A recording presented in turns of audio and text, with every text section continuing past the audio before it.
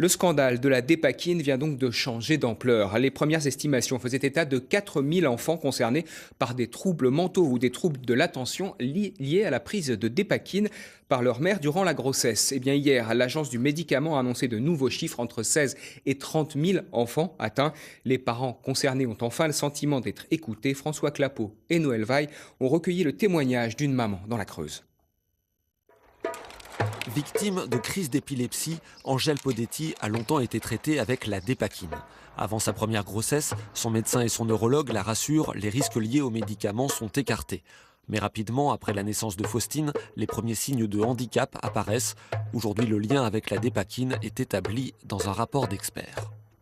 Faustine est autiste, elle a beaucoup de troubles du comportement, elle a un retard de compréhension, aucune connaissance du danger, des troubles ophtalmologiques, une malformation au niveau des pieds. Il y a un sentiment de culpabilité ?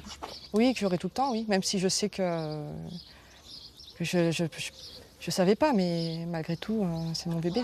Angèle Podetti est désormais une représentante de la principale association de parents concernés.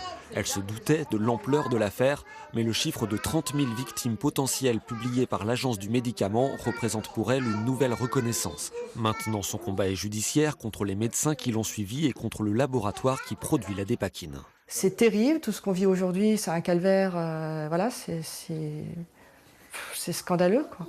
Donc je voudrais même, je voudrais qu'il soit condamné pour cela. Et qui, après tout, tous ceux qui vous faites une bêtise, vous êtes punis pour ça. Donc eux, ils ont fait une méga erreur, et qu'ils le reconnaissent et qui payent pour ça. Angèle Podetti a aujourd'hui arrêté son traitement et elle a donné naissance à 2 petites filles en parfaite santé.